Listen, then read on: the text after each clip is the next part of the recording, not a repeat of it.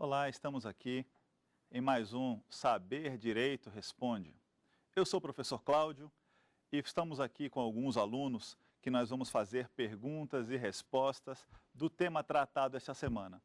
Esta semana nós discutimos sobre processo civil aplicado, questões relativas ao nosso cotidiano que interferem no processo civil. Eu tenho aqui à minha esquerda a aluna Rafaela. Rafaela, qual é a sua pergunta? Professor Cláudio, como podemos identificar um prazo prescricional de um prazo decadencial? Muito interessante a sua pergunta. Muitas pessoas têm dúvidas na identificação correta de um prazo prescricional e outro prazo decadencial. O Código Civil estabeleceu uma regrinha muito básica. A regrinha é: os prazos do artigo 205 e 206 do Código Civil são todos prazos prescricionais e pronto. Todos os demais prazos do Código Civil são prazos decadenciais. Essa distinção é a distinção prática que o Código Civil nos trouxe, facilitando muito a dúvida que se tem em relação a estes prazos. Mas existe uma segunda possibilidade de avaliação do sistema técnico correto entre o prazo prescricional e o prazo decadencial. Nós podemos identificar o prazo decadencial nos direitos subjetivos sujeitos à violação. Todo direito subjetivo que, ao você exercer, for violado pelo sujeito passivo da relação jurídica, está aí. Este é um sujeito decorrente de prazo, esse é um direito decorrente de prazo prescricional. Por quê? Porque ele foi violado. E da violação que nasce a pretensão que se extingue com a prescrição. Já no caso dos prazos sujeitos à decadência, são os conhecidos direitos potestativos. O direito potestativo, que eu gosto muito de dar o exemplo, é o direito que o patrão tem contra o empregado. Por quê? Porque o direito potestativo não está sujeito à violação. A manifestação do exercício do direito potestativo gera imediatamente o efeito jurídico desejado. Quer ver o patrão exercer o direito? Está despedido. O empregado não pode virar e falar: não estou despedido não, vamos discutir a nossa relação empregador-empregado porque eu só saio quando eu quiser. Negativo. Observe que quando o empregador afirma ao empregado que ele está dispensado, o efeito jurídico da dispensa se implementou. Não importa mais a manifestação da vontade do empregado dele falar: não, eu não quero ser demitido, eu não vou aceitar esta demissão. Está aí, este é o direito potestativo do empregador que se impera independentemente da vontade do empregado. Preste atenção que os direitos trabalhistas do empregado, que são decorrentes do exercício do direito potestativo do empregador, estes são sujeitos à violação. O empregado pode virar para o empregador e falar: e aí, chefe? Ou melhor, ei, chefe, e os meus direitos trabalhistas? Ele fala: não vou te pagar, não. Está aí. Quando o empregador fala que não vai pagar, violou o direito subjetivo do empregado. Nasce, neste momento, a faculdade que o empregado tem de cobrar do patrão ou do ex-patrão os créditos trabalhistas. Esta faculdade de agir é direito subjetivo e esse direito subjetivo está sujeito à prescrição. Está aí. Os prazos sujeitos à prescrição são aqueles decorrentes de direito subjetivo e os prazos sujeitos à decadência são aqueles sujeitos a direito potestativo. Qual a sua pergunta? Professor, eu gostaria de saber se o bem do sócio pode ser penhorado sem sua prévia citação. Léo, excelente pergunta. O Léo está perguntando se o sócio pode ter aquela surpresa de ter um bem bloqueado sem ficar sabendo. Isso é muito comum. Muitos sócios estão lá no seu trabalho, na sua casa, quando vão verificar a sua conta, a justiça retirou o dinheiro de lá. Ficam contrariados, revoltados, é um absurdo. Ocorre que, ultimamente, o STJ tem declinado que não precisa, não é importante mais citar o sócio para que ele tenha, para que ele se sujeite à penhora dos seus bens. O que o STJ fala é que ele deve ser intimado desta penhora e não mais citado da ação e da execução. Daí sim é possível ele ter a sua conta penhorada, um bem bloqueado, um bem penhorado, para só depois ser intimado da penhora. E você, Karina? Sendo a Eireli constituída por uma única pessoa com responsabilidade limitada, como se dará a responsabilidade do sócio perante as dívidas dessa empresa? A pergunta da Karina é uma pergunta atual, está falando da Eireli. A Eireli é empresa individual de responsabilidade limitada. É a limitada de um sócio só. O que o legislador fez? O legislador percebeu que a firma individual causava algumas dificuldades, causava algumas limitações ao sócio, no que se refere à sua responsabilidade pessoal, ilimitada e solidária em relação às dívidas da sociedade.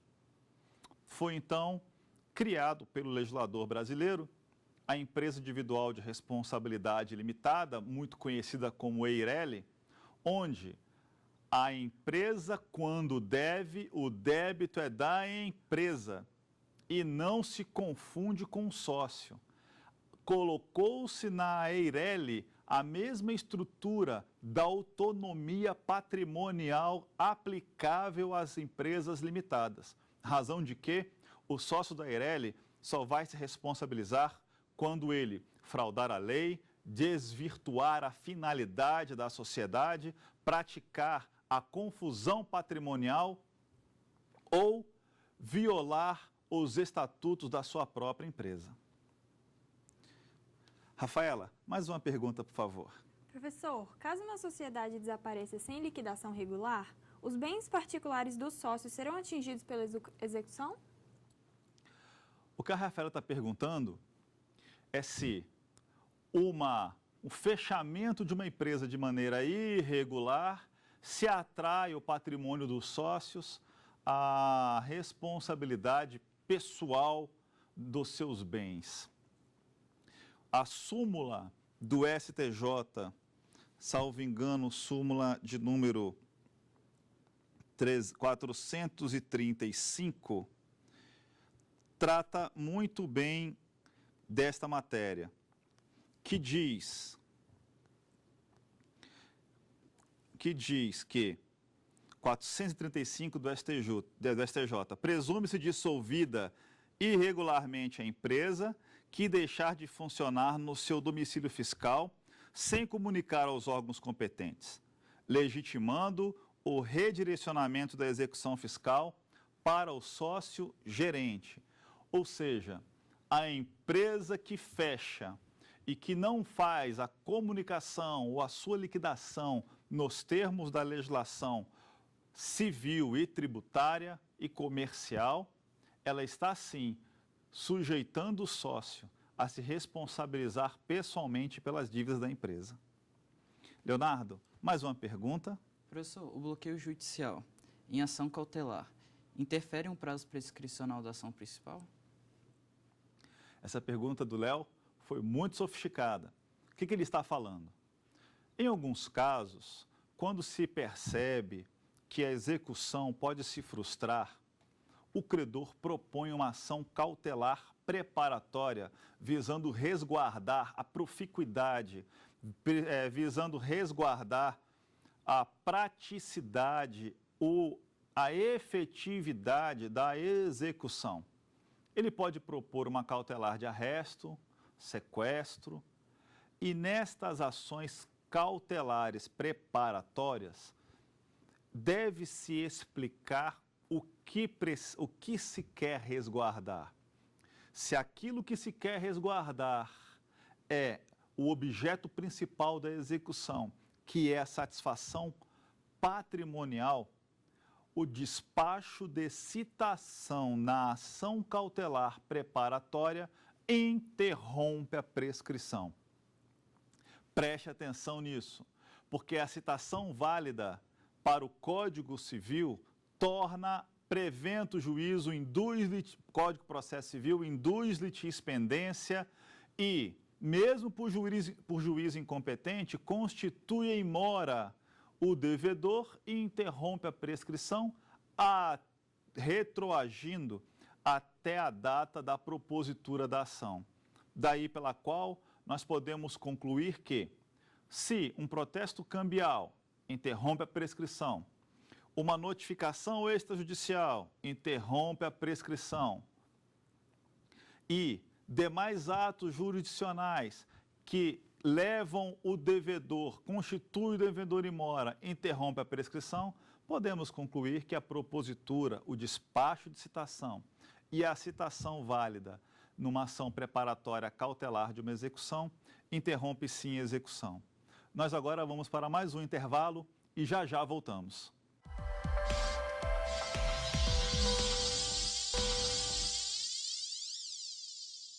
Estamos de volta a mais um Saber Direito Responde. Eu sou o professor Cláudio e aqui à minha esquerda estão alguns alunos e nós vamos responder algumas perguntas decorrentes do tema da semana. Por favor, Karina, sua pergunta. Professor Cláudio, qual mudança ocorreu com a Lei Complementar 118 ao que se refere à interrupção prescricional? A Lei Complementar 118, ela alterou o Código Tributário Nacional. No que se refere à interrupção do prazo prescricional, ela resolveu um grande problema.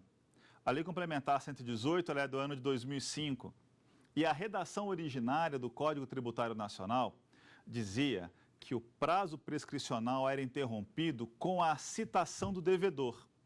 O que acontecia? O devedor sumia, fugia, nunca era citado e o prazo ia correndo e ele só se deixava citar após a consumação do prazo prescricional.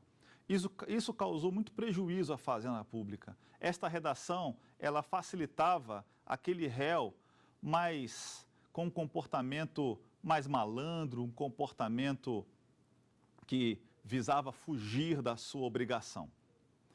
Com a implementação da nova redação do artigo 174, parágrafo inciso 1 do Código Tributário Nacional, alterando a redação da interrupção do prazo prescricional, passou-se então a ter a seguinte redação: a interrupção do prazo prescricional se interrompe com o despacho inicial de citação e não mais com a citação. Daí, nós tivemos um problema de direito intertemporal. O que eu faço com as ações em curso? Aplica-se a regra do despacho ou aplica-se a regra da citação? A Fazenda Pública queria que todos os processos anteriores e posteriores à lei complementar fosse aplicado a regra atual, já que é uma regra processual. Já o contribuinte falava que não, essa regra só se aplica às ações propostas posteriormente à Lei Complementar 118, que o STJ definiu. Nenhum e nem outro. Nas ações anteriores à Lei Complementar, em que se já tem ocorrido despacho inicial de citação, aplica-se a lei velha. Nas ações que não tenha ocorrido despacho, e cujo despacho só venha a ter sido proferido após a Lei Complementar 118, aí sim serão, pela essa nova lei, regulamentados. Então, o que trouxe a alteração do Código Tributário Nacional com a Lei Complementar 118? Alterou sensivelmente o termo inicial da interrupção do prazo prescricional. Rafaela, mais uma pergunta, por favor. Qual o prazo da prescrição da execução intercorrente? Mais uma questão de direito tributário, vocês vão virar tributaristas. O prazo da prescrição intercorrente, para falar do prazo da prescrição intercorrente, nós temos que falar um pouquinho dos procedimentos da execução fiscal. Como funciona? O artigo 40 estabelece, na Lei de Execuções Fiscais, ele estabelece a ritualística para a consumação da prescrição intercorrente. Havendo tentativa de penhora de bens do sócio, da empresa, e não encontrando os bens da empresa, o juiz suspende o andamento da execução. Para suspender o andamento da execução fiscal, o juiz intima a Fazenda Pública dizendo: não encontrei bens, vou suspender. Se a Fazenda não determinar novas diligências, o processo fica suspenso. Passado o prazo de 1 ano e a Fazenda Pública não realizando diligências nos autos, após 1 ano, o juiz determina um arquivamento. E o que estabelece o artigo 40 em seus parágrafos?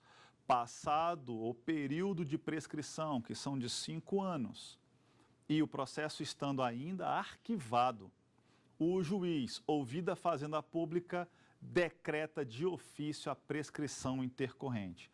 Ou seja, o prazo da prescrição intercorrente é o período de suspensão do processo por 1 ano, arquivado por 5, intima-se a Fazenda Pública e decreta a prescrição intercorrente. E aí, Léo, mais uma pergunta. Professor Cláudio, a desconsideração da personalidade jurídica dos bens do sócio pode atingir os bens de um só ou cada um deverá responder por um quinhão? O que ele está perguntando é, havendo pluralidade de sócios, como que o credor faz para a satisfação do seu crédito, se um sócio responde por tudo ou se cada sócio responde por uma parcela? A lei, quando trata da responsabilidade dos sócios, estabelece que, nos casos em que eles são chamados para a responsabilidade, são chamados para responsabilizar-se solidariamente. Então, a responsabilidade do sócio é a responsabilidade solidária quando chamada aos autos para pagar a dívida da empresa. E o que a lei civil estabelece sobre a responsabilidade solidária? A responsabilidade solidária diz que o responsável solidário, mesmo havendo pluralidade de réus, responde ele sozinho pela dívida inteira. Ou seja, Léo, pode sim um sócio responder pela dívida toda, ou cada sócio responder pela quantidade de bens que tem até a satisfação do crédito. Caso um sócio responda por mais bens pessoais em relação a outros sócios, depois entre eles vão se subrogar nos direitos de credor e um poderá, caso, querer se compensar com regresso em relação ao outro. E você, Karina, tem mais pergunta? Professor, a lei ordinária pode regulamentar a decadência e a prescrição em matéria tributária? O que a Karina está dizendo é se é possível tratar a matéria de prescrição e decadência mediante lei ordinária. Essa matéria, inclusive, é matéria sumulada, é a matéria que trata da súmula 8 do Supremo Tribunal, súmula vinculante número 8 do Supremo Tribunal Federal, quando considerou inconstitucional o artigo 45 e 46 da Lei 8.213, que é a lei que tratava da 8.212 de 91, que era a lei que tratava do prazo decadencial e prescricional das dívidas previdenciárias. Com a Constituição de 1988, no artigo 146, inciso 3º, ele estabeleceu que a lei complementar é competente para tratar normas gerais de direito tributário. Prestem muita atenção. A norma geral em direito tributário é o Código Tributário Nacional. O Código Tributário Nacional é lei ordinária. Ora, se lei ordinária é o Código Tributário e ele está dentro da legalidade constitucional, por que não veicular uma norma ordinária para tratar de prescrição e decadência? Isso não é possível por causa da nova imposição constitucional a essa matéria. Primeiro, temos que dizer que a norma do CTN foi recepcionada como lei ordinária. Como é que é? É isso mesmo. As pessoas dizem que o CTN, com a introdução da nova ordem constitucional, foi recepcionada com status de lei complementar. Não, ela foi recepcionada como lei ordinária, mas a sua alteração, a veiculação dos seus conteúdos, somente por meio de lei complementar. Até porque nem todo o conteúdo do Código Tributário Nacional é aquele descrito no 146, inciso 3, como matéria exclusiva de lei complementar. Daí que a eventual alteração futura de prazos prescricionais e decadenciais em matéria tributária somente por meio de lei complementar. Foi o equívoco da lei de 1991 que estabeleceu regras previdenciárias aos prazos da Previdência. Esta lei de 91, posterior ao Código, posterior à Constituição, veiculou por lei ordinária a matéria da prescrição e decadência, vedada pelo artigo 146, inciso 3º da Constituição. Daí a declaração de inconstitucionalidade e a edição da súmula número 8, onde estabelece que esses artigos que referem à norma previdenciária estão considerados inconstitucionais por violarem a veiculação da matéria por lei complementar. Logo, não é possível veicular prescrição e decadência por lei ordinária. Rafaela, você tem mais alguma pergunta? Professor, como diferenciar a prescrição extintiva da aquisitiva? Muito comum as pessoas falarem dessa prescrição aquisitiva, extintiva, ou prescrição negativa, prescrição positiva. Nós falamos muito nessa semana sobre a prescrição extintiva, que é aquela prescrição que você perde, em que se extingue com o decurso do prazo. A prescrição extintiva, ela se opera pelo simples decurso de prazo. Já a prescrição, a dita, conhecida prescrição aquisitiva, é aquela que o decurso do prazo faz com que o sujeito beneficiário dessa prescrição adquira um direito. Caso clássico do uso capião. Só que a aquisição do direito da prescrição aquisitiva, ela só se opera mediante a atuação do interessado. Então, se você tem um automóvel que foi adquirido por meio do uso capião, uma terra, um imóvel por meio do uso capião, ela somente se opera com a atuação positiva do interessado. Daí a prescrição aquisitiva distinguir da prescrição extintiva. A extintiva decorre o prazo natural e produz os seus efeitos. A aquisitiva, há uma necessidade da ação, da atuação da parte interessada. Meus queridos, chegamos ao fim de um Saber Direito Responde. Foi muito bom passar esse tempo com vocês. Muito obrigado pelas perguntas. Estudem bastante e fiquem com Deus. Até. Tem dúvida sobre o assunto?